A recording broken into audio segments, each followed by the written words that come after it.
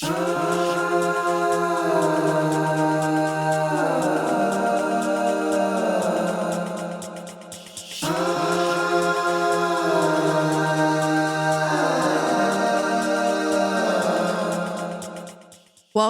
everybody to Tammy Tuesday, the podcast of life, love, and purpose. We're happy you're here today. I have a wonderful guest. I'm super excited to share with you, dear friend, Tom McMullan. Thank you for being here, Tom. My pleasure. So Tom is amazing.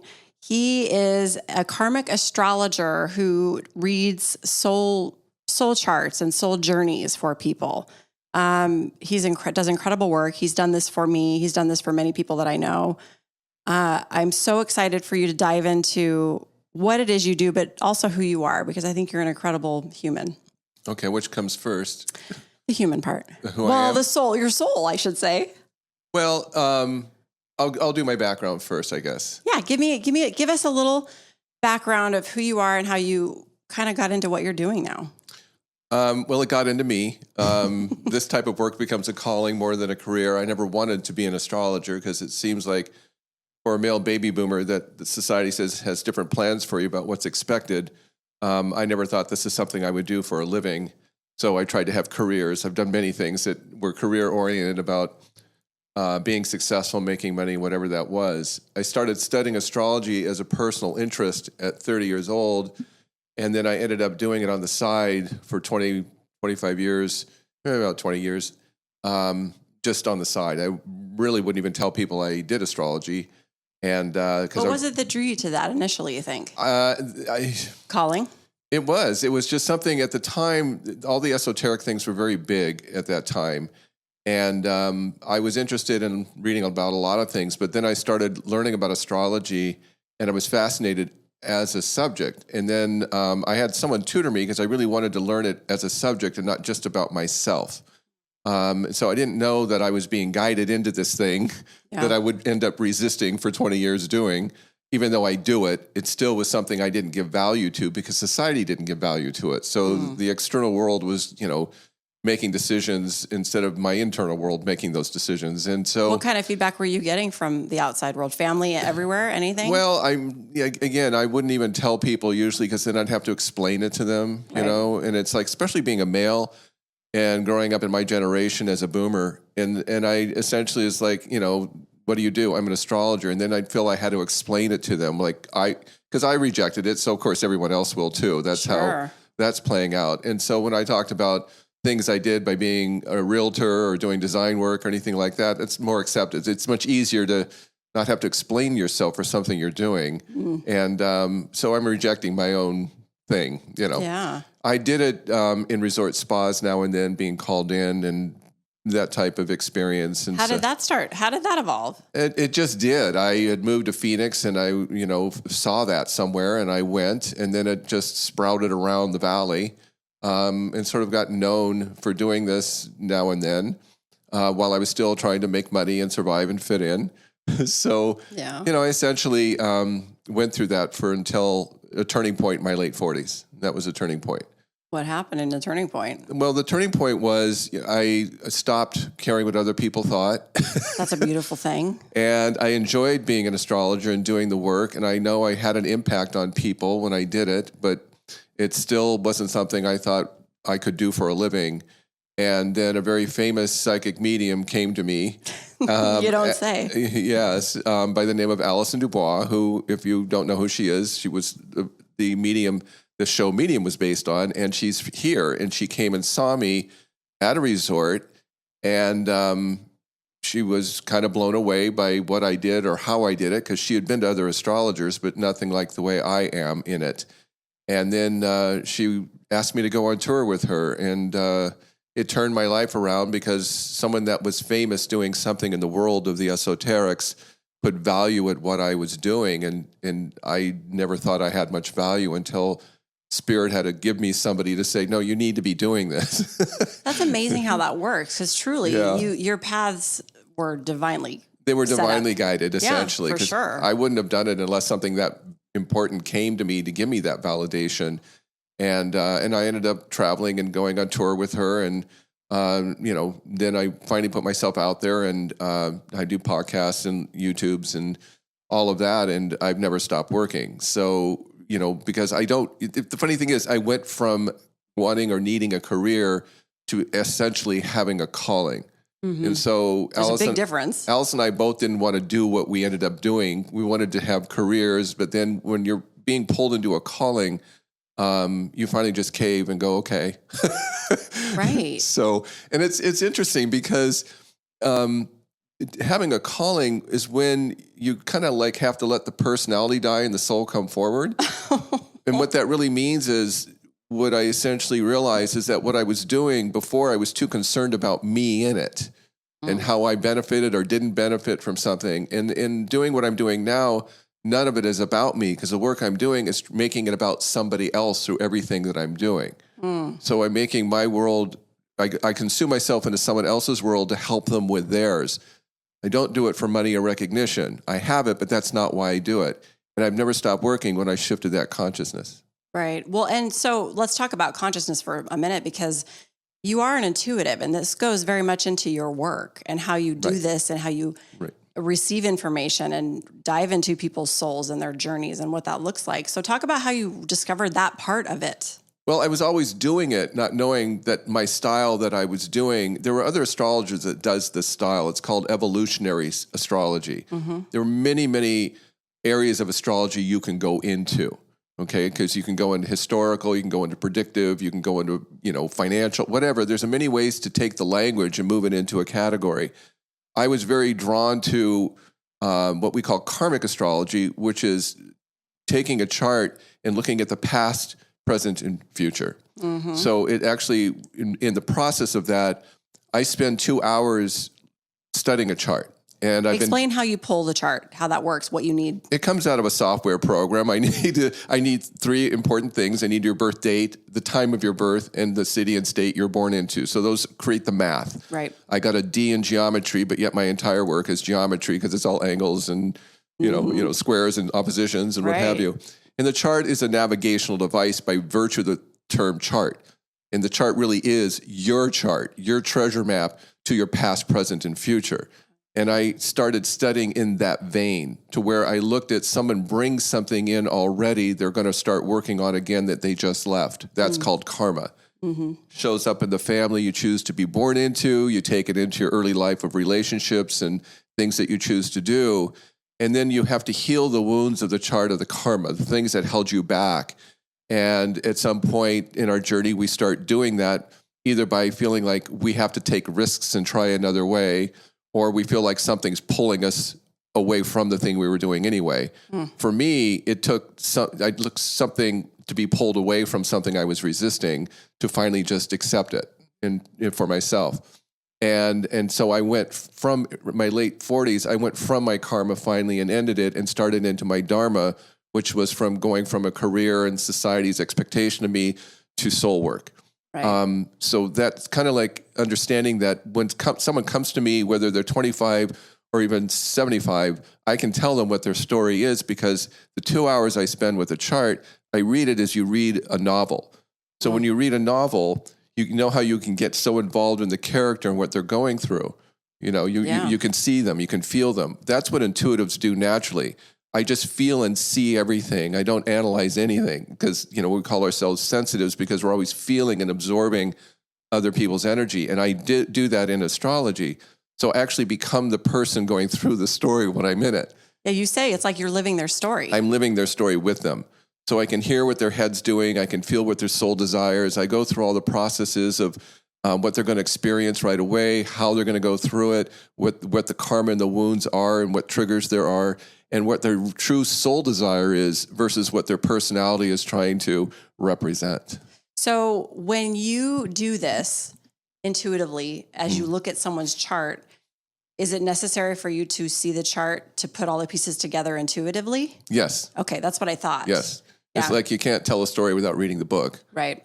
So it all comes together. It does. But see, understand that astrology is not a science. Astrology is a language. And that's why it's difficult for most people, because the language of astrology is abstract and conceptual. It's what we call a spiritual or conceptual language. Mm-hmm. It's told in symbols. So, when you're talking about the planets and their influences, the sun, the moon, and the planets in our solar system, they're all symbols of energy, and they all represent a symbol of a type of energy. And so when you're studying a chart, you're looking at energy patterns. Because everything is energy. Right. So the prediction isn't the specific. The prediction is this is the energy pattern of what's going on that would probably create this type of outcome based on how you put it all together. Got it. If It's you a will. storyline. It's a storyline. So every planet and the two lights are characters in the story. And that's what you see in the chart. That's what I see in the chart. Yeah. Yes. So, because I remember when you did mine, it's been a long time now. And man, oh man, have I come a long way. Yes. Well, that's the goal of what I try to do, is to get you back in charge of your life. Well, you let your soul step up front. Right. So, but I remember when you did this for me, and this is so interesting for people that don't know and understand astrology, because some people are drawn to it, some people are not. For people that don't understand it, because, it's funny, my husband, Eric well, I'll back up even a little further.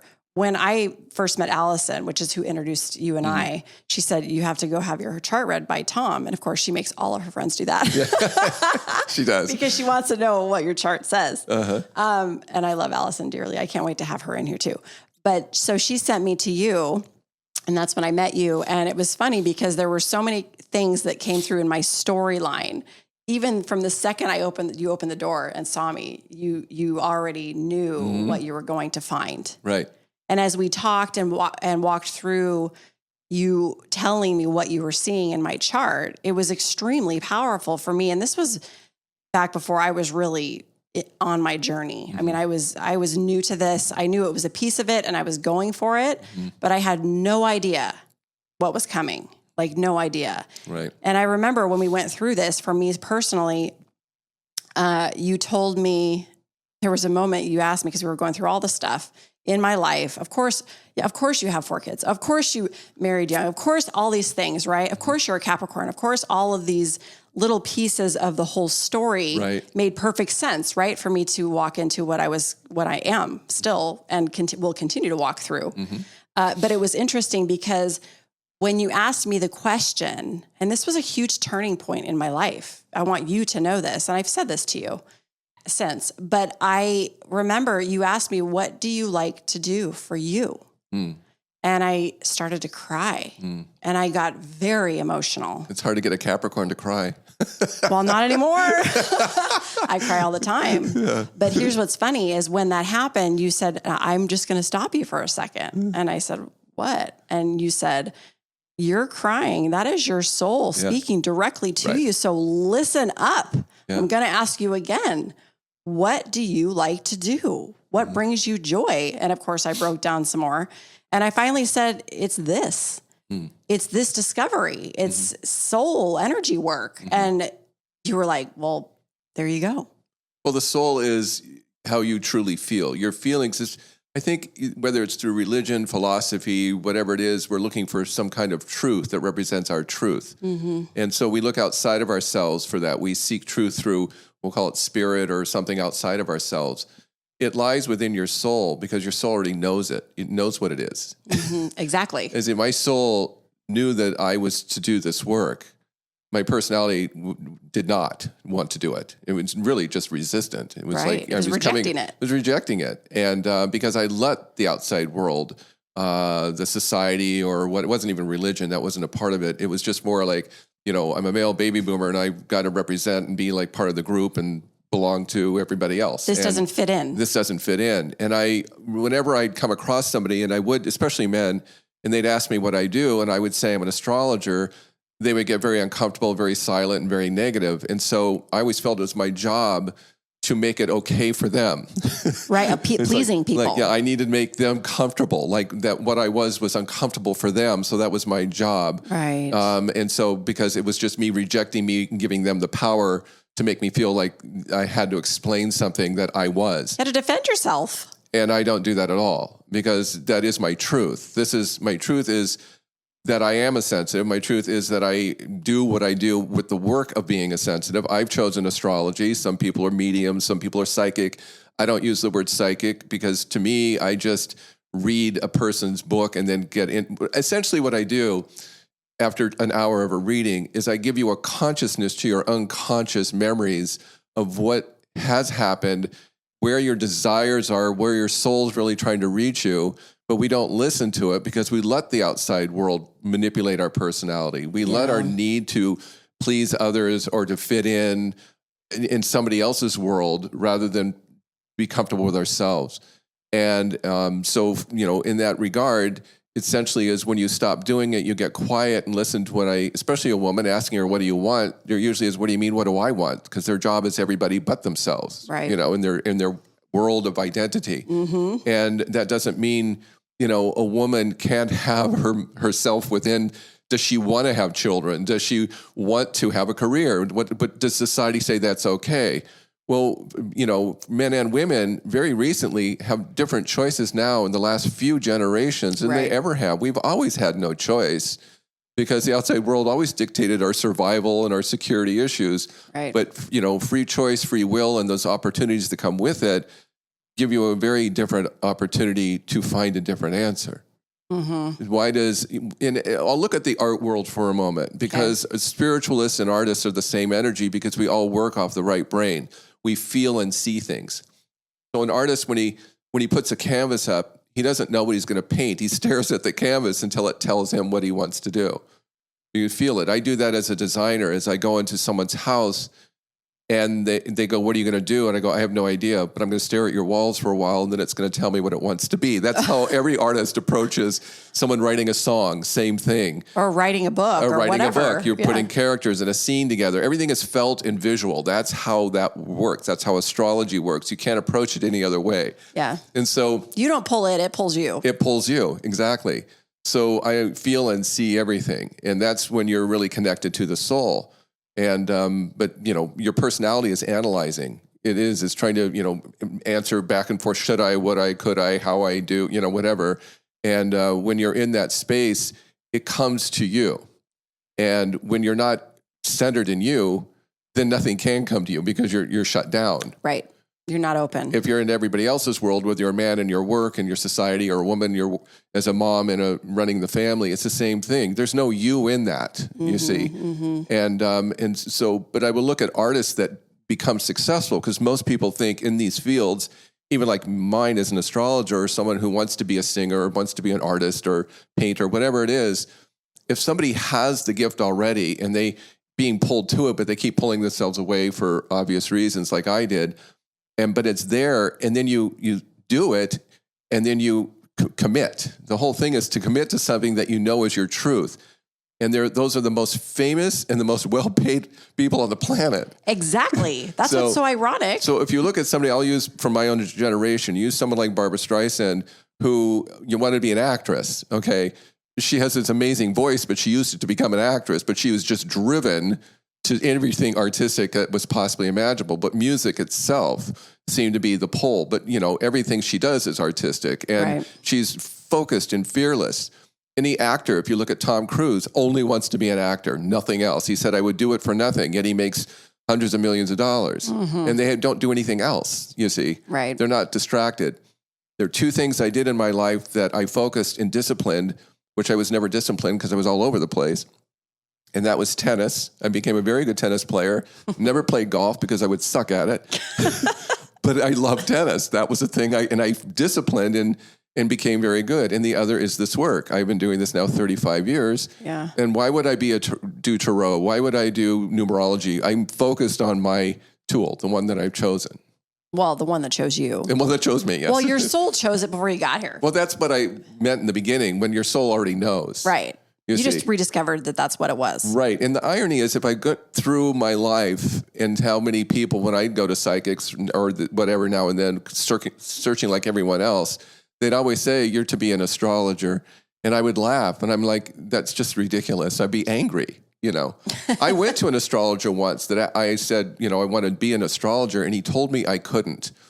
He said, unless you write 3 books or you do it the way I do it or whatever, you can't be one. He put you in a box. And I walked out furious, and he was very famous. Wow. And this is when I was studying from very famous astrologers. And one I was very drawn to who does evolutionary astrology which was the path I took. And this guy did not, and he was more of the predictive style, and he had to be right about everything and thought he was. But he was so wrong about me. But I later in my own process learned why he said that, because he was reading my past only of what I brought in. Oh. And he thought I was just supposed to apparently repeat it. Karma. I go, everything about my past was being successful and making tons of money. Right. And he said, that's what you're supposed to be doing. And I know I really don't want it. I don't want that. That's what you keep being pulled to through karma, which you were trying to overcome. Yes. Yeah.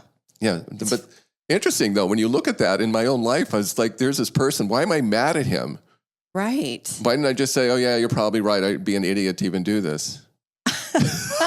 Well, it's true though. I mean, but that's a real human condition. Yes. I mean, we really do feel like, well, I'm not good enough for that. Mm-hmm. I can't do that. Right. I mean, really, that's how most people walk this planet. Yeah. But then there are those that say, I can't do anything else. Right. You know? Well, and the ones that understand that there's two ways to look at that. They can't do anything else because of an old thought process from karma, meaning they get stuck in a rut and they don't get to excel into what their soul is trying to get them to do. Or their soul says, we're doing this, get on. Yes.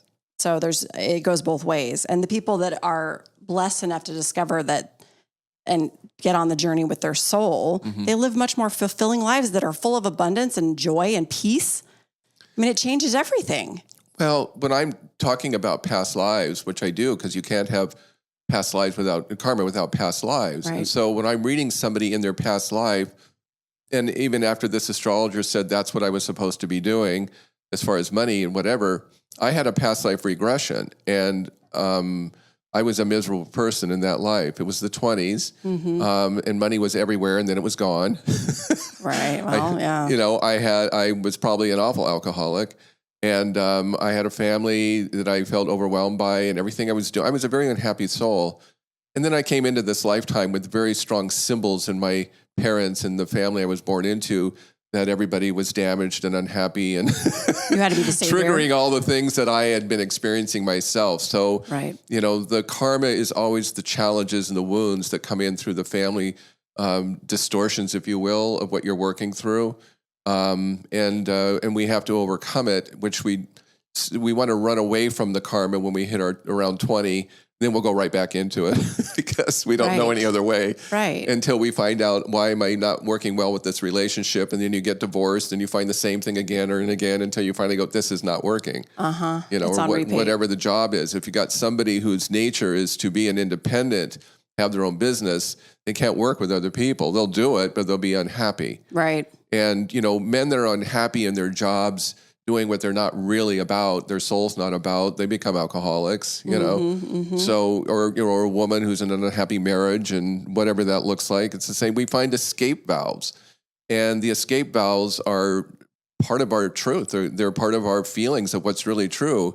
It's like a Groundhog's Day of misery. You get up every day and start the same thing over and then want to shut down every moment afterwards. It's like, it's just it's a miserable life.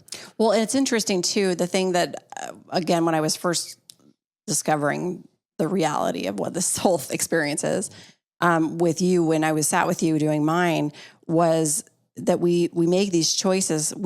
Our souls make these choices of where we come in, our families, we pick our families, we pick our astrology, we pick our signs, we pick when we're coming into this place. We pick all of these things before we get here for reasons to overcome the karma, right? These are the lessons that we either choose to move through and overcome, or we just put it on repeat. Well, the karma is the gift. It is. I had a reading this morning of a woman who's overly identified with everybody but herself in all capacity. And, she's 62 now, and, she's raised a wonderful family, and her family's always in crisis. Not hers, but her family she's from, and her husband's, everybody's in crisis. It's her job to manage all of that, which is a very common theme. Sure. Hers is really identified in that way, and there's no her in it. And her husband's aging mom is coming to live with him. Oh, wow. And she's the most demanding person in the world. And so she gave me this little dissertation about how she operates with this woman who's always pushing her, making her feel like it's never enough, or making her essentially guilting her to death, because this woman wants everything done the way she wants it and challenges, my client to provide for her. And she's so angry as she's talking about it. And I just stopped her. I said, look how much power you're giving that woman. Right. You're giving all of your energy, all of your power to her to manipulate you for her own needs. That's all you've ever done. Could she see it? Oh yeah. Lights were going on right and left. Right. And so I said, at some point you have to own your own power and draw your borders and boundaries. You're a giver. You will help people, but you're only doing it from their point of view, not your own. Right. There's a huge difference. Well, the irony was for her, she's a very sensitive psychic woman who knows what people want. And I said, but you don't know what you want. So you're great when someone says, could you help me with this? And you'll know instantly what to do for them. But when I ask you that question, you don't know how to answer it. Yeah, I know. Right. Well, when we turn it back around at ourselves, that's where it's the most challenging. Yes. Because we can't see it for ourselves. Well, I mean, I had the same problem. It's not just all of us do. We're supposed to. I still take care of people in my relationships. I'm a relationship-oriented person. I'm a Libra. I want to be with somebody in my life, not alone. At the same time, I tried to save damaged people in my relationships because I came in damaged, and so did my family. So I go, I have to fix these people because I want to be fixed. Well, I never could fix them. Yeah. And that's when I was about 48 years old, I stopped the karma and I asked myself, what do I want as a man? Question. And the first thing I did was go into comedy and get on stage. Let's talk about that for a second, because that was a bold choice. Yeah, probably the boldest you could do. I mean, really, you were a stand-up comedian and you are so funny. Your humor is perfect. But it's just, you did say, okay, I'm going to turn this thing around. Right. So how did that pull you in? Well, it's funny because I remember I wanted to be an actor when I was 19. That was the thing. And I didn't. So there's a part of my soul that wanted to perform. I said actor at that time. I was a complete drama nerd in school. So there was this, sort of character that I am or always was, entertaining and social and a good communicator. And so anybody that's intuitive or sensitive, they're constantly observing. Okay, right. So that's the first half. Mm-hmm. I'm always observing people and pulling an energy, and you have to observe in order to get information that way. But the other part is that comedy is tragedy plus time. So I'm 48 now, and I looked at observing my life and everything that I did with the consciousness of, why am I trying to fix people that don't want to be fixed? Because I'm failing. So why am I doing it? Because they don't, I have no worth in this whatsoever. Mm-hmm. Because I thought, the savior consciousness, if you will. Mm-hmm. And I was just trying to save myself. And so you put those things together. And I remember it wasn't long after I broke up with my ex. And I said, I want my stage back. And that's all I said was, I want my stage back. And this is how spirit works when you say, I'm going to get on a different path. Because it always gives you what you want when you put yourself on that path. Well, you give it intention. Absolutely. And 2 weeks later, someone handed me a brochure on comedy classes at SCC, and I went. And for fun, not for money, not for fame, anything else, for fun, to discover me in that mode. And I didn't say actor, I said stage.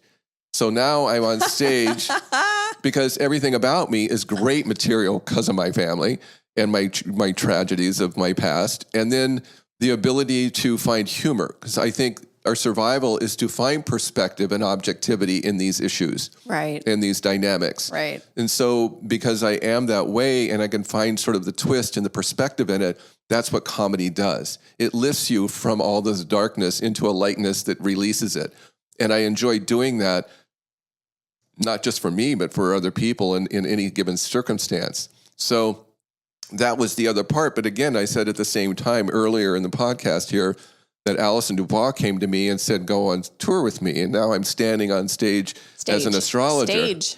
I said stage. That was it. Yeah. So all those things happened when I shifted back to me of the things I always wanted but wouldn't give myself. And they were both artistic and spiritually driven. Well, don't you think it's interesting how when we set an intention, and it's a soul intention, it's because it's speaking so loudly to us that we cannot set the intention. Yeah. But then all of a sudden it shows up. It delivers every time. Yeah. But that's the thing. When you go into the unknown, because The known is where everything's familiar. We repeat it because we know the outcome. That's why security, it's based on, we know no matter what it looks like. If you're used to getting beat up by your boyfriend, you're going to keep going into it because you know how to protect yourself or whatever it looks like. You know what to expect. Exactly. The unknown is where fear lies. Fear lies in the unknown because you think your security and survival are threatened to something you don't know the outcome to. So in that vein, it's like taking risks. I finally took risks of my own challenges.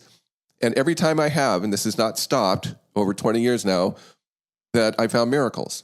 And the miracles they were all the things I really was and didn't apply myself to until it was presented to me by me and say, I'm going to do this fearlessly. And now being a stand-up comic is pretty fearless. Yeah. But the things that I discovered were surprising because I found out I was a writer because you got to write in order to be a comic. That's true. And so, even in the process of doing stand-up comedy, a friend of mine wanted to start a small business radio show here in Phoenix. He goes, I'd like you to be a co-host because business is boring and you're entertaining. I did that for 3 years. So these are all things that come out of shifting your perspective and your choices and finding a different path. Well, and finding it from within rather than from the outside. And I didn't have to do anything because it just started coming and all you have to do is say yes. Exactly. Yes. That's what's so ironic is that the second you say yes, it shows up. Well, my theory about when you get on a path, whatever path you're on, you get what you want. And the reason this is my theory is because it's easy to get drugs. So if you're homeless and you have no money, how come you have drugs every day? How is that possible? Because there's no other thing you want. That's the only I want. And you're going to do what you need to do to get that. People will do whatever they want fearlessly, always get it. And it doesn't matter what the form is. That's a really good point. That's very true. Of anything. Yeah. It's perseverance, it's belief, it's determination, it's commitment. Those are the things that create success in whatever direction. There are only two anyway. There's only to construct with yourself or to destruct with yourself. If somebody's unhappy and they're a drug addict, they want to leave the planet. It's quite obvious. Right. They don't want to be here. They want to be somewhere, anywhere but here.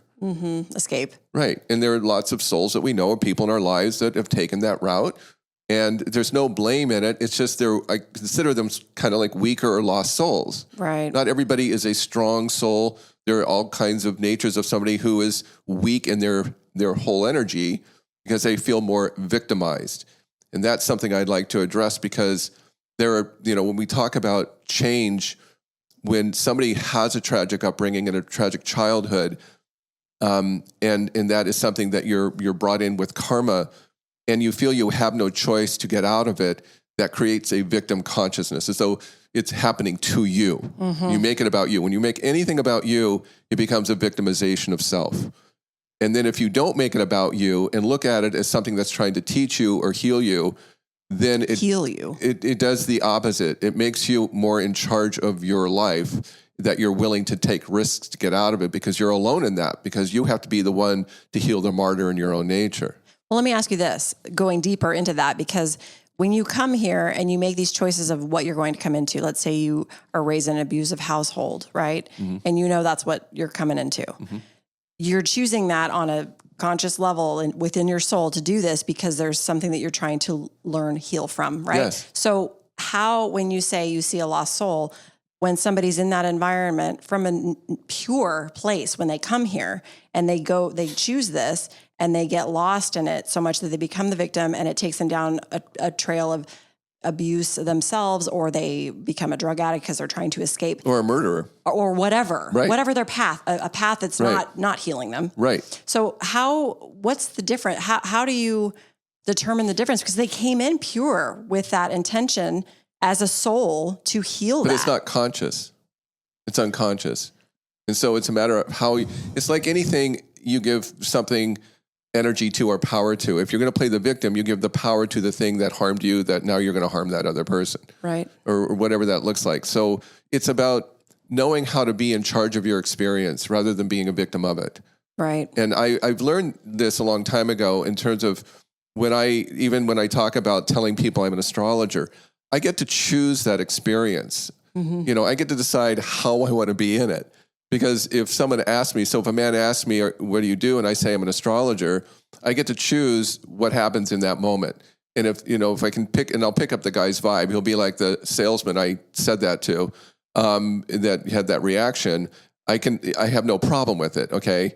So, but again, if I want to tell somebody, I got to expect that now I'm going to have to answer questions and go through all that thing. And it's because I want to, not because I feel I have to. Right. You see, it's a choice. My joke is, in terms of just on the simplest of bases, if I get on a plane and I sit next to a man and he goes, "What do you do?" I'm going to tell him I'm an astrologer because he's going to leave me alone for the flight. Right. But if I sit next to a woman, I'm going to tell her I'm an electrical engineer. Right. I'm in charge of the experience. And the whole point is observation. The whole point is reading the room. That's what comics do. Read the room. Yes. When I was doing comedy, I have a very strong intellectual approach, witty, sarcastic, intellectual approach to my comedy. So it's more that vein. So from an 8 o'clock crowd, I had great responses. But then you always have to do a 10 o'clock crowd. Well, the 10 o'clock crowd in a comedy club is college people who are drunk. Yep. And different style. And they did not like me at all. And it wasn't me. It was like the audience wasn't the connection. Right. So, like you can say, you can make anyone laugh. And I said, well, that depends. Because there are people that want to hear nothing but, the blue humor, as they call it. Right. And I don't do any of that. Yeah. I mean, I can throw a word in, but that's not why I'm throwing the word in. It's emphasis, but it's not for the sake of the laugh. Right. So that's just how everything works. So that's the best part of being someone who observes, because you become more in control when you're observing the person themselves and not making it about you. The minute you make something about you, you are screwed. We just had this conversation actually on the last podcast that I recorded. Actually spoke directly about that and being an empath, because what happens as an empath, when you stand in your own power, you can read a room and it's going to be a tool. Oh, yeah. If you're an empath and you try to go into somebody and let them direct what you're doing, you are lost. Yeah. There's a huge difference. No, there is a huge difference. I learned that in my 30s, mid-30s, first time I realized I had some sort of sensitivity and whatever you'd want to call it, because I was at a restaurant with a guy who worked for a Caucasian guy worked for a Japanese bank, and he spent the whole evening whining and moaning and complaining about the culture of the bank and his position and how he was treated. So I took him down this road of conversation about pointing out his nature and how he really is and what his choices could be, the responsibilities he could take, and then he had options. And he put his hand up and he said, "You don't know me." And in that moment, I stopped because it was very strong. The energy from him was very strong. And I was a friend of mine with me that knew him. And I said, I told my friend, he goes, he wants to stay a victim. Right. He doesn't want to be in charge at all. He wants this to happen to him. He's choosing victimization. And I said to my friend said, everything you said was absolutely correct about him. And I said, yeah, I know. And and then he goes, I told my friend, I said, from now on, I'm never giving advice unless someone pays me. Right. Well, there you go. Which wasn't true because I still did it. But but it was an awareness. It was awareness when you're trying to help somebody. There's family members I try to help. And when I give them options and they go, yes, but, right. When someone does that, means they're not ready to change. No. And that's also okay. I don't want people coming to me for readings that aren't, and the people that come to me are ready for big changes like you. Okay, most of my readings, because of the style that I present myself in and what I'm telling you you're going to get, those who are ready for that come to me when that's happening. And those that don't feel moved or changed and don't know why.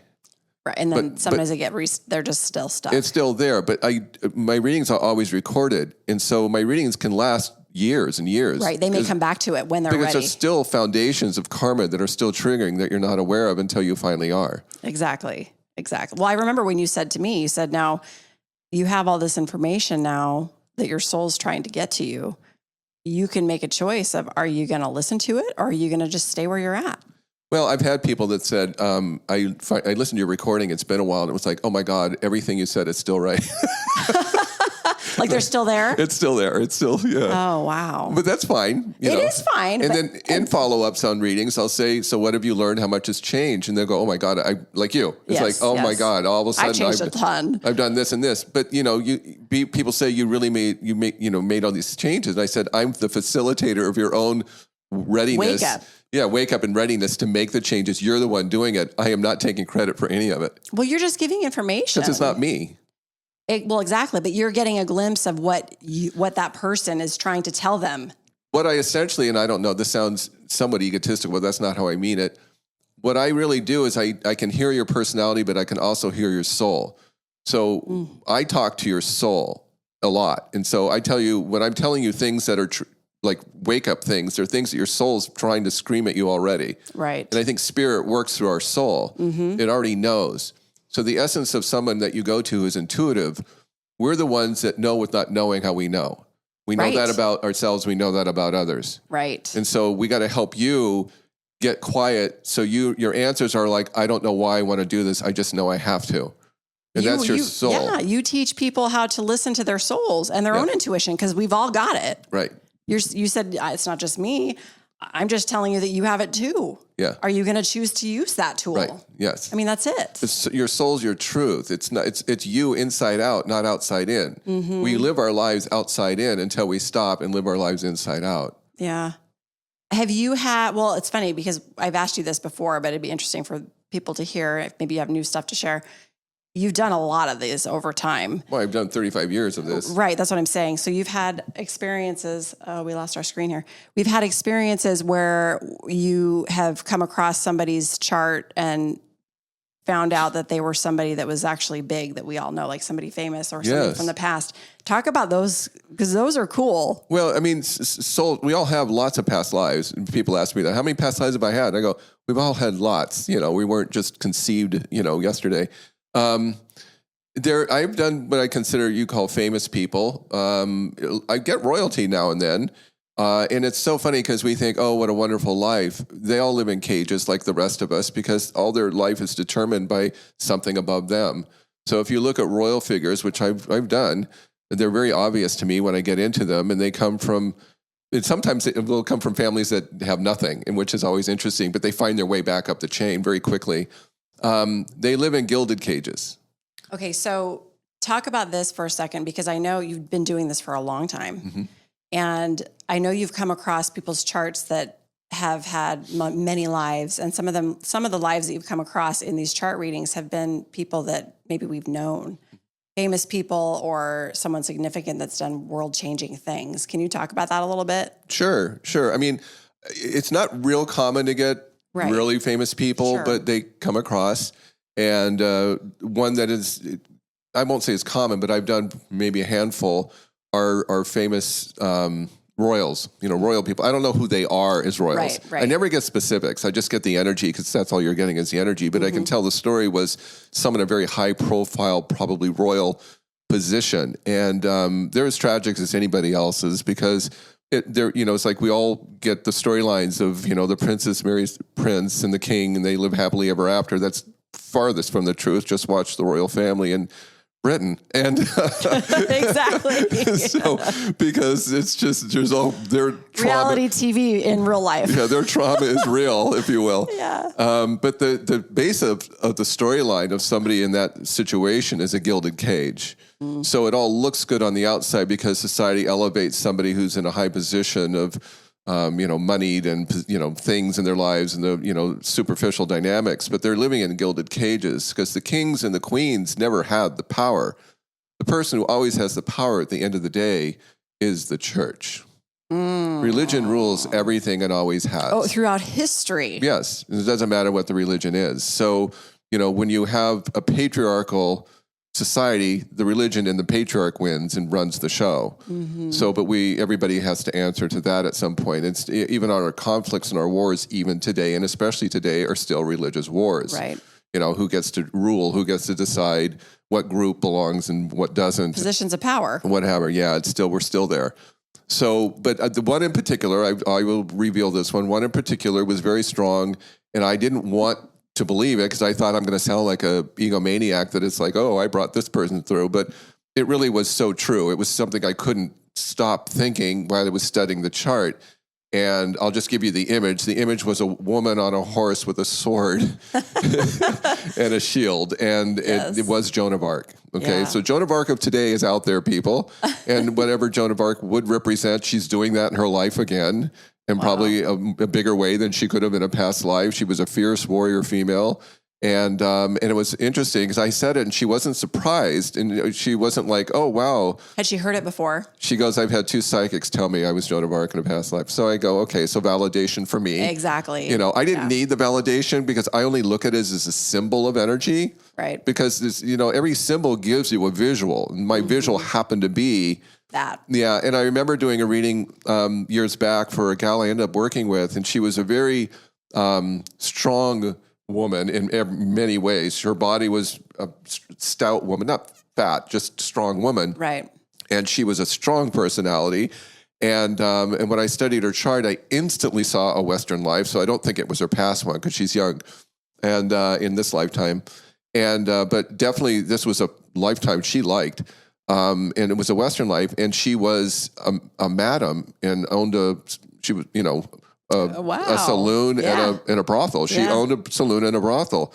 And I could see her. She was a businesswoman. Oh, yeah. Oh, she was. And I saw her. She's taking care of the men and she's making sure the women, she's running everybody. Wow. And when I work with her, that's how she was. And I laughed because she was in her late 30s when I did the reading. And she goes, when I was in my 20s, I wanted to own a strip club.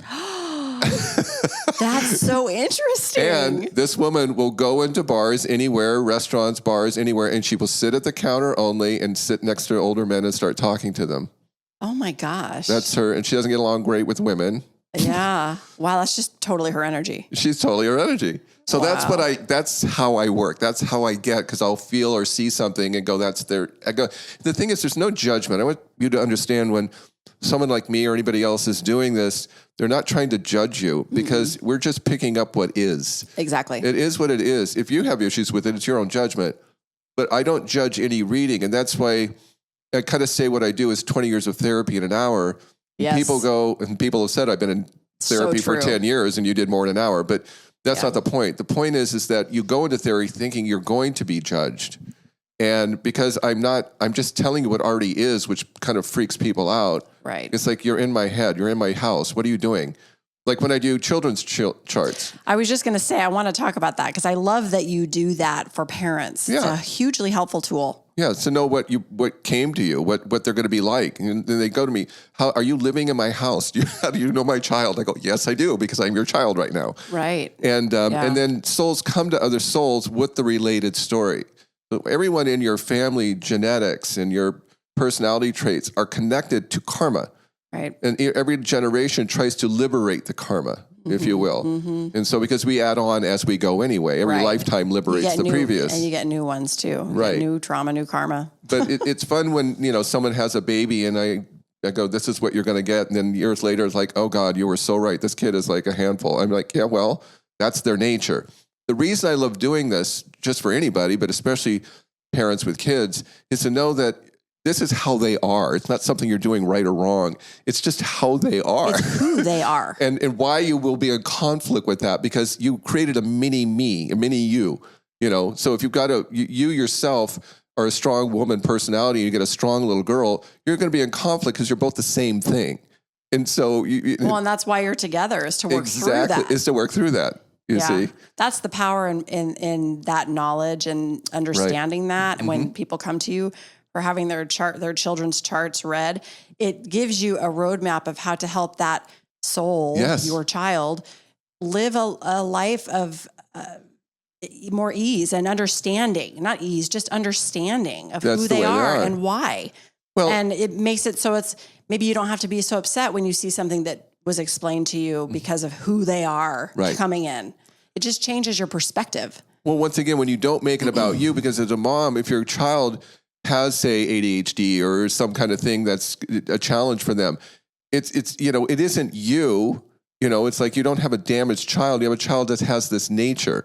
Mm-hmm. And so, your challenge is, I've got to fix that. I got to make some, sometimes they're not things to fix. They're things to work with. Right.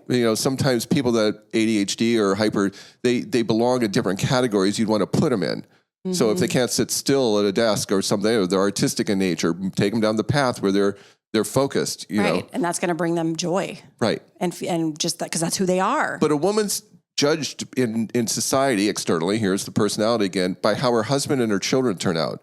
And this drives me nuts. It's all ego. Doing so much work with women over all these years when your husband cheats on you, you know that a woman's supposed to think it's her fault. Like she's not pretty enough or she's not doing enough or whatever that is, because society says, well, he wouldn't do that if you were enough at home.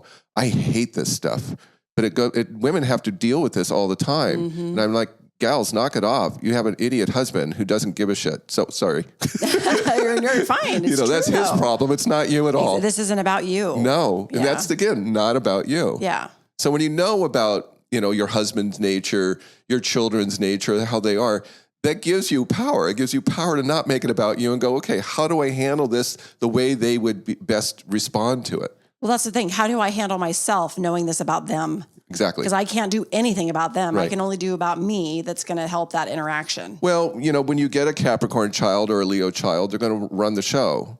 And so you're going to have a strong personality in a child, especially a little Leo child, because everything is subjective in their world. Not that children aren't anyway. They're always subjective. But Leos their energy is to be so subjective because they want you to do what they want to do. They're not actors on stages. They're the director of everything. And so they come from a very strong sense of creative. This is how my will of how I want to see something turn out.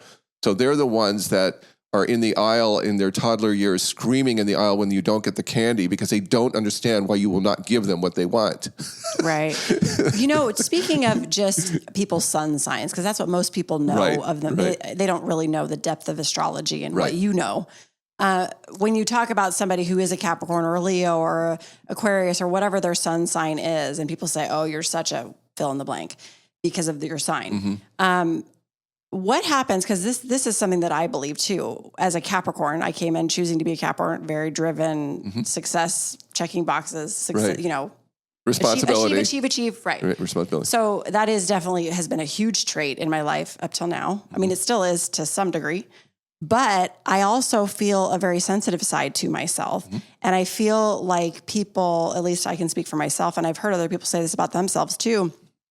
Yes, I'm a fill in the blank sign, but I don't feel like that. How does that come into play? Because we always have an opposite to our sign. So everything has an opposite, and we're trying to find everything in life anyway balance. Has an opposite, and we're trying to find balance within all. So whatever sign you're in, the opposite sign you're pulling also. And so the opposite sign of Capricorn is Cancer, which is the sensitive, nurturing side. Right. It's Capricorn's the father and Cancer's the mother. Okay, so the Capricorn's out there building its business and running the show and making everything come together, and then the Cancer side is the nurturing, the protective, the sensitivity. And so, I came in a Libra. A Libra is social. It identifies through its social parameters, which I very much have done. And so, we can't make decisions early on in our life because we have to ask everybody else what they think to help us out. So we're analyzing it and waiting for other people to give us a sense of approval or acceptance of some kind. And so that a Libra is sort of that way. The opposite is Aries. Aries does whatever the hell it wants. It doesn't answer to anybody. It's just do it. Just do it. Just don't think about it. Just jump in and do it. I'm much more Aries now than I was a Libra. Right. I still have my aesthetics. Both Aries and Libra are beauty snobs. We're both aesthetically driven. Aries is about its own looks. Libra's more about its surroundings. But it's social graces and what have you. But I pull in my opposition of my Aries nature all the time now because I've learned how to be more decisive, know what I want. You stand in your own power. And then take risks and just go after it. There was so much that I would want to do and then analyze it to death and never do it. Right. And then now when I, decide something, I go, just shut up and do it. Yeah. And I did that, and a lot happens much faster when you do that. Well, again, because you're just claiming who you are. Yeah. And you're stepping into what your soul is trying to get you to do, right? I mean, there's a lot in claiming that and understanding that. There's still resistance to things. I'm aware of it when I'm doing it, but that's the best part. I know I'm doing it. That means I'm choosing not to be ready, and then I'll finally cave knowing it's going to happen anyway. Well, at least you know, right? You're right, exactly. I mean, at least you know. But I have this rebel in me that says I'm going to decide when I'm ready, okay, even though I know. Like a tantruming child. Like a child, yeah. It's like the child just don't tell me what to do. Yeah, I'm going to tell you what to do. No, you're not. It's like it's this dialogue that goes on. So true. Yeah, going back to the kid thing, I do find that to be such a really powerful tool. You've done a couple of my kids' charts, and it's been very helpful. It's helped me understand who they are and why they do the things that they do and how I can best operate around that energy. Is it working? Yeah, it really is. Oh, good. It really is. It's been very helpful. We have 2 more to do. We haven't done them yet. I know. So that's coming. But it has been very helpful. So, well, even your relationship. Oh yeah. Oh yeah. Oh yeah. I mean, he's not normal. Let's talk about that. No, Eric's a great personality. He's a great character. He is. And he's an Aquarius. He is an Aquarius. Yes, he is an Aquarius. Yes. So, you make the rules and he breaks them. So, that's right. That's what they both do. I know, that's right. Well, but it's funny though, too, because there have, just like me, there's opposition to everything. You have the opposite of that. So there's a lot of that with Eric too. Well, his opposition's Leo. Yeah. So he needs a lot of attention. Yes. Yes, but he wants to be left alone and then he wants attention. We love Eric. He's the best. Listen, the whole chart is rife with all these symbols and characters that come together. And, when we talk about the sun sign, it is your personality, your light. Essentially, the sun is our light that we present off into the world like the sun does for us. So that's how we choose to represent ourselves in our personality. Yes, it can be influenced what the outside world says, but we'll have our own version of it based on the sign. The moon is a very stronger significant because the moon is your past. The moon is your karma. The moon is what secures you. And security is financial, emotional, all the things that, you protect yourself from, or you nurture or don't nurture or get nurtured, all these things. Your moon is what you desire. There are 2 desires only that we come in with. And that is the desire to hold on to that which is familiar and known. That's the moon's placement and sign. Okay. And then the desire is to liberate from that place, to go into the unknown. And so that's the risk part of our nature about letting go of the security and the familiarity that the family profile said this is what you've always known. And then Karmic. Repeating it is the thing that our moon wants to do. But then our moon also says, I can't keep doing this.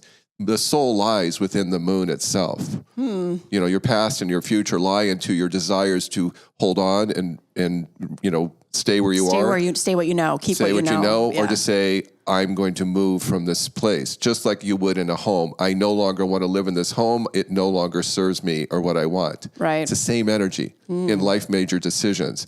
This relationship, I can no longer sustain it. It doesn't emotionally fulfill me or secure me or whatever it looks like. I'm going to have to move out of it or become a martyr and live in misery and unhappiness. Right. I have a question for you. When you read charts, can you see, like for instance, if a life is going to end sooner than they might expect? Can you see that type of thing? I don't know. Allison's better at that, knowing, when someone may die, or she did that to me. It was really annoying. Because she came to me and I did a reading, she called me back and did a reading for me. I didn't ask for it, but she wanted to tell me this anyway. Because I had just turned a little around early 30 or 50 years old, and I was starting to obsess about my mortality. I never had. I'm actually adopted, so I don't know what my genetics are. But then all of a sudden, when you turn 50, you're like, oh my God, I better start thinking and worrying now. And I never had. I was always like, never thought about it. And now that's all I thought about. And I couldn't stop the obsession for like a year and a half. And what do you think that was about? Just age? Yeah, it was just this. I had a traumatic turning 50. I'm this youthful spirit that doesn't want to get old. Now I'm 68 and it's too late. But, it's just TikTok, people. But nonetheless, Allison, when I went to her, she goes, by the way, your grandmother came to me and she said... your grandmother was big in your life too. Oh, she was huge. Yeah. She is basically a soul connection, soulmate. And she died in 1990. And she said, your grandmother came to me and she said, stop worrying about your health. Stop worrying about things that you're afraid of that's going to happen. You're perfectly healthy. You're going to live to be a very old man. And so I'm like, well, good news, maybe. So I turned to Allison and I said, yeah, but what's my health like when I'm there? What kind of state am I in? That she did not answer. But I had a laugh because I guess, okay, I'm getting around a while. So I'm like, okay, party, everyone. What are we doing next? Might as well just keep on going. Keep on going. And I really do. I want to, live to be old. If I become infirmed or anything else, I'm not going to want to stay because my energy is a spirit in an old body now. But it's always youthful, always a spirit, always will be. The body will deteriorate. My spirit never will. ever, this dimension or anywhere else, because I'm someone who wants to live and keep going. Mm-hmm. And I think that's probably one of the issues we all struggle with, whether it's religious or whatever, as far as, life and death. There is no end to anything. Right. And everything is a constant movement, moving forward and moving on. And so that's why, working with Allison, who lets you know that your souls from your life are on the other side. They're not gone anywhere. Now they're just waiting for you. Well, they're actually still with you all the time. Exactly. They just physically aren't here. Right. So they're angels around us all the time. They're just in another form. And some are stronger than others. My grandmother obviously is the one. And so what's so interesting about that is that I did a reading for a woman in Australia years ago, and she had a business called Spiritual Solutions. And I instantly laughed out loud. And she says, "Why are you laughing?" And I said, "Because you solved the problem." I said, "You're just defined finite. Spirit isn't finite. Spirit is infinite." Right. It's an ongoing journey. You may be done with something and then you move on. We're always done with something, move on. It's always like you end and then you begin, you end and you begin. Mm-hmm. And so the longer you stay in the end, the more miserable life is, until you finally say that's enough. Now, and this is my theory. Is you don't all have to believe this if you don't want to, but how you leave this lifetime is how you will come back the next one. Right. So, for those who say, "I'm not coming back," or "I don't want to come back," I have an answer to that. My answer is, then you're not having a good time now. Right. You're not living. You're surviving still. You're surviving your karma. You're surviving your struggles. Everything's a struggle, and there's no you in your life. What, are you living? Because living is today and tomorrow only. There is no past in living. It's surviving is nothing but the past. Right. Because you're still wounded. You're still struggling. You're still letting that guide you. And so you're not free. You're not free. You're not free to live. Right. But you can use money. You can use whatever restrictions you want to say, "I can't live my life the way I want to." It's your choice until you say, "I can," and you got to figure out what that is. So there's no simple answer to any of it other than our own selves, mm-hmm. and what we can come to that conclusion. But, I would be fine coming back in because I like where I am now and what I'm doing. The thing is that I think most of us spend our lives worrying about what we get or we don't get. Mm-hmm. I'm not here to get anything. I'm only here to give. That's all I want to do. And I finally found my gift that I wanted to give that I didn't give. I did, but I didn't honor it. Now that's all I do, and I don't want to do anything else. So that's what a calling is. It's right. just your gift. My gift isn't somebody that somebody told me I should do this. It's somebody I said, "I'm going to do this now." Well, that, like you said, it's claiming your soul self. Yeah. It's discovering who you really are on the inside. That's why a lot of what we talk about here is about getting quiet within mm-hmm. and pouring love within so it can blossom. I guess the first place to do that is to give you something that you want. It can be the smallest thing without guilt or without analysis or anything else. It's like, I just want to have a slice of cake. Okay, I don't need a whole damn cake. I just want a slice. Whatever it is, it's right. like, are you fulfilling in just little pieces of things that you give yourself, especially women? Give yourself. Because if you're serving the needs of everyone but you, it's completely out of balance. Well, and it doesn't help anybody anyway. Well, no, because there's going to be anger and resentment. The imbalance of that. Mm-hmm. I have to laugh because in my relationships, I'm always the one doing everything. Then I'll do it and get mad that I'm doing everything. So, because who does it, right? Yeah, it's because so I'm true. the one making, because I want it a certain way anyway. So why am I doing this? I'll just do it. I'll just do it because I want it done the way I like it anyway. So, you might as well just do something and be happy with it. I'm a control freak. But again, working with somebody who is like you is better off than working with somebody who's completely opposite you. So if you have someone who's messy and you're neat, you're not going to work well together. Right. Because now you're going to want to make their world like yours, and theirs going to be mad because you're trying to, clean up their mess they like. So, mm-hmm. Like if you're with a cancer essentially is somebody who likes to pile things. They're sentimental, they keep everything, and they like to pile them. And so their houses tends to have a lot of stuff in it. And if you're an Aquarian, for the most part, and you want a clean space, and you have more of a, I need space around me kind of personality, then it's like, I'm not going to do well with that. Right. If you have, in a relationship, if you have a Taurus male who is very self-sufficient and doesn't like anyone touching their stuff, they're very simple. They're not fabulous people with jewelry and fancy cars. They're very simple and practical people. And they're off in their world doing their thing, which they want to be left alone anyway. and you're a Cancer woman, that's not working out, right? Because he's not going to be there when you feel like you need him. Mm-hmm. So I had a reading recently where my son's, an Aquarian, he's dating a Cancer girl, and I go, I'm probably not working out. She goes, no, it's not. Because he's, she's got all these needs and he's up doing all his things like Eric. He's all these things he's doing. Yeah, they're just free. They're just free. They're just they're in their head all the time. They're not very much in their emotions as much, unless there is something that, if their moon's in a water sign, that's going to be different. But that's why astrology is a complicated language. Right. No, and that's what I'm saying. It's not one size fits all. And people say, you're such a Leo, or you're such a whatever it is. It's not one size fits all, and it's different. And there's so much more to it than that. So it's funny when I hear people say that. That's not accurate to say. Well, if you have your sun sign in one sign, say it's in Aquarius, and everything else is in a water sign, and it's all we call that a stellium. Mm-hmm. Say you've got 5 planets and the moon in Pisces, and you are Aquarian, that Pisces is going to overtake that Aquarian nature by far. Right. So it's like anything else. When it's out of balance, the out of balance will be the predominant energy that I'm working with. And that other side may be in conflict with its own self for that reason. Right. I remember in my chart, you even showed me when I came in, you had it printed out and you said, I want you to look at this. Yeah, the just visibly, what do you see? And I said, well, why is everything on one side? That's exactly. Visuals are everything. Yeah. And so when I explained I said, what does that mean? It means everything's on the relationship side and the side of you is empty, Right. And I had one this morning. It was all on the right. It was all in the house of everybody but herself. Yeah. And then again, it was all on top of that. So everything's on the top of the chart means that her public identity seems to be very important. So how she's perceived in the social sphere is important, how she's seen in a relationship. Right. So those are significators of,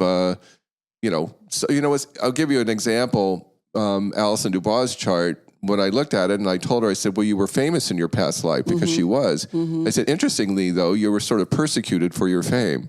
It was like you weren't really a part of society, but you were famous for who you were. She comes into this lifetime as a medium with this amazing gift and ability that's way out there in society, and yet she's famous at the same time. Yeah. So her personality is someone who's famous is definitely in her personality. Yeah. But then her work is the complete opposite of that. There's no her in her work because when she brings people from the other side, she's just a secretary giving information that they're telling her. There's no her in it. Right. Any more than when I'm doing a chart, there's no me in it. Exactly. Those are the people we call callers in their work. Yeah. Because there's has nothing to do with you. No, it has nothing to do. You're just transferring information. There's no judgment. Yeah, exactly. It just is. It just is. And you're conveying the information. Yeah. So to validate a person and then give them permission to be that person, I can do that for you, but I can't make you do it. Exactly. It's not my job, and your outcome is your outcome of choice. Exactly. Have you had any major transformational stories of people that have come in not as open and completely transformed based on what they learned from you? I have. I mean, I get that a lot. Now, especially in the last years being out there more publicly, and that people watch and hear me, know what I do, rather than if I'm in a resort and somebody's getting a reading because their husband's playing golf and they can't get a facial or massage, so they come do the astrology because that looks entertaining. I got a lot of that for a while. It was very boring. Yeah. And I'm not transforming anybody because they kind of they're walking out of there kind of in tears, not knowing why. They didn't know what they were getting. They didn't know what they were getting. So that I get so much more where people feel this has made such a huge difference. Thank you. Don't give up your gift. These things, they're very validating. They're very nice. I won't stop doing it whether that happens or not because there's no me in needing that. But it's reassuring that I know that what I'm doing is having an effect. You're having an impact on no people. Different than any healer that says, I have something I can give you that make you feel better. Right. But I'm giving you something that you're going to get from, not I'm going to get from. Right. Exactly. Yeah. And I'm actually showing you that you can do it. Right. This has nothing to do with me. Yeah, I love giving people their power. Yeah, that's huge. It's everything. I mean, it makes you come alive. It makes you wake up to who you are and your own calling. But it's so easy not to, because we get triggered easily. We go into memory. We go into somebody that all of a sudden you're getting defensive, or somebody starts guilting you because you're so easily guilted, right? Because you're not sure of yourself. And so now you're defensive and you're angry and the whole thing's happening because you just gave all your power away. Like the woman I had this morning, the mother-in-law is just like, she is just owning you. That woman is owning you. Right. And you're letting her. Yeah. You know, and you want to help her. And yet she's like taking advantage of it. She's not knowing she's doing it, obviously. It's just the dance. Well, the thing that's interesting is that none of us can help anybody else. We can only shed light on where they might need to take a closer look. Well, yeah. I mean, it's when somebody wants to understand what it is they're needing to heal, that's, you know, give them that, hopefully give them that answer. Right. But, you know, it's everyone's different. I say I read books every day. And it's, people go, you know, do you do this all the time? I go, yeah, but it's entertaining because I get to read books every day. And that means I get to spend 2 hours quiet reading a book. How many people spend 2 hours quiet reading a book? That's their life and their job, unless they're editors or unless they're, you know, in that kind of field. And I go, I never thought that someone who is kinetic, as my personality is, would love so much just being quiet, reading a book and losing myself into some story and then bringing it back to the person. Well, then you get to meet the character. Absolutely. Yeah. Well, I become the character. You become the character, but then you get to be with them and share with them who their character is. As far as borders and boundaries, it's something that people like us have to be very cautious of. It's the hardest thing to learn, is because when you can go into someone's energy, it's hard to let go of it, especially if you're a savior profile or your ego's involved. So after spending 3 hours with a client, 2 studying a chart and 1 doing the reading, I am absorbed, completely absorbed and drained. It's very draining. It's very exhausting. And for good reasons. And then I can't function for about a half hour doing anything left brain. Like, you know, I have to send a recording. I got to get back to putting my stuff together. It takes me a half hour to really kind of meditate come myself out of it. Mm-hmm. And then I get into my world, and I've learned, and so has Allison, I completely lose all of it. Because, you know, you're going to have to go into another one at some point. Right. So I'm glad I can do that. Mm-hmm. I don't study a chart the night before I do it, because I will dream it. Oh. I'll do it twice. Because I'm in my unconscious, so now I'm in their world. Right. And I'm going through their stuff. Well, then it's even harder. Then it's even harder to release it. So you can't. That's the problem. I cannot study a chart before I go to sleep, because I want to. Because I go, I'm going to have an early reading. I want to sort of do it now. No way, because I'll do it twice. Yeah, it's exhausting. That is exhausting. Well, that's huge energy work, deep energy work. Yeah, soul work. Yeah. Any advice to give people as they try to figure these things out and how they can step into their calling? Because that's really what this is all about. I guess the first place I'd say as advice is, how much power do you give others to tell you who you are and what they need for them from you? I mean, is that something that you're living your life? Is it your life, or is it always theirs? Are you answering to others all the time? And do you know what you want? And I will say a huge percentage of women say, what do you mean? What do I want?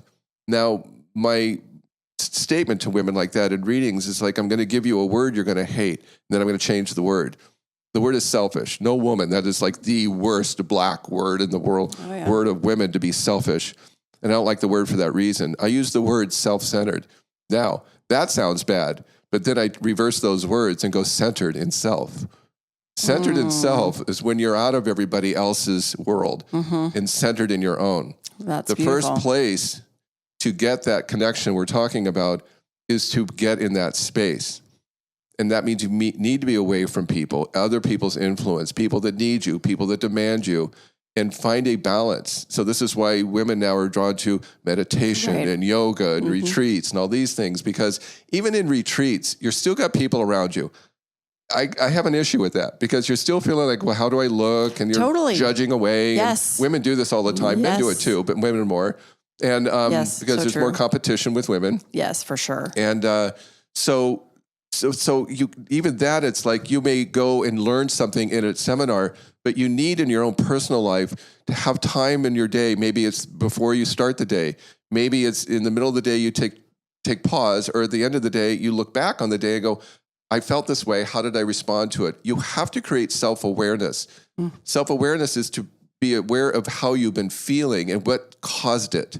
Right. What caused it. That's huge. Now, as far as metaphysics, physical issues, I can look in a chart and see where someone's kind of playing out issues karmically, physically. People that come in with high anxiety have a lot of respiratory issues. They've been smokers in past lives. They don't breathe easily. Everything's up in the chest. And so they get asthma, and they have, sinus infections. This is somebody with high anxiety. And then those that have got a lot of fear and a lot of fear externally and control issues, it's their tummy. So digestion, they don't express themselves. The ones that don't express themselves because they're holding all their emotions in, that creates tummy issues. These are just general. Right. But when your body's talking to it, that means you've hit a critical mass in your energy and what you've been doing with it. Absolutely. And I this is not me being somebody who's going to be judging healers or situations of what people get into, because everyone has karmic issues physically too. But the interesting thing for women in general, the number one cancer of women is breast. A woman's role in her whole lifetimes is to nurture literally from her body. Right. And it's been nurtured to death. The other part is the reproductive system. That's the other place where all the energy is sucked out of, literally by giving birth and all the trauma that goes, the trauma that can be from rape and the trauma that can come from these two areas are extraordinarily high. Interestingly enough, prostate for men. Right. There's a lot of that. So, when you look at where it plays out generally, it kind of is symbolic. It's very symbolic. Yeah. Well, that's what should be indicators to us to say, okay, are you getting it? Yeah. I mean, it's all related. Yeah. And you're right. Your emotional state and what you're dealing with karmically, and how you let that sit and take you over and not step into your calling and get quiet and respect yourself. It will show up physically. Like you said, it becomes a critical mass situation where you cannot ignore it. Right. You cannot ignore it. Yeah. It will show up. If you're not going to listen, it's like, well, okay, well, let's just try this another way. Well, again, it's just a reaction from a reaction that's already happening. It's just coming out into the physical body. Right. It's a stress point. Exactly. So those who have heavy burdens and don't relieve themselves of burdens, get back pain and get back issues. Because they carry everything. Yeah. Yeah, I know. It's very profound, and it's very obvious. And well, I shouldn't say obvious, but it can be if you put it all together, how obvious it really is. Right. Physically. Yeah. I'm so happy that you were able to be here today. No, I'm happy to be here. I know. I love your work. I highly encourage others to engage with you. What is the best way for people to get in touch with you, to pursue readings and other things? My website is tommcmullan.com, and it's McMullan. So that's my website. All my information's there. Description of the synopsis of what I'm going to do in a reading. And then all the links to the menus of how to contact me and what I need. I'm on Facebook. I'm on Instagram. I'm astrologist_Tom. I'm not great at social media because I'm a boomer, even though I'm supposed to be doing it. But my thing isn't superficial in astrology, where I just want to get entertaining people and start talking. I mean, I kind of have a deeper meaning of my purpose and how I present what I do. But nonetheless, I have to keep myself out there. I tend to be more entertaining in personality when I'm on those things anyway, because I just, to me, it's superficial. Right. But, they are my links. I'm tied to Alison Dubois in her website because we do podcasts and YouTubes. We've been doing these for a few years now.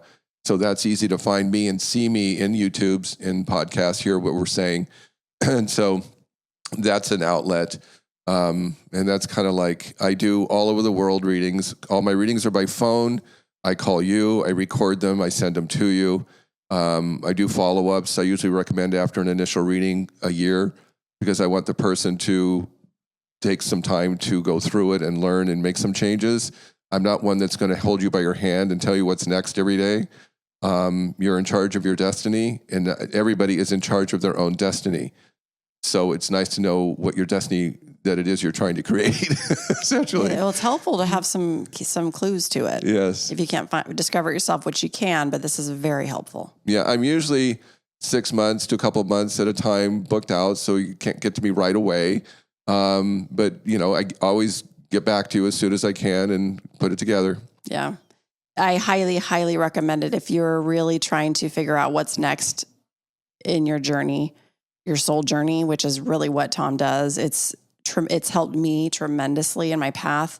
The things that we talked about in my chart reading, we've done it twice, but it's been life-changing indicators for where I am and why I am. So I highly recommend it. I cherish you. I'm grateful for you. I'm glad that we're friends. And I'm so lucky because there's so many amazing people that are right here in my backyard. It's just... You never knew. I know. It's incredible. I love it so much.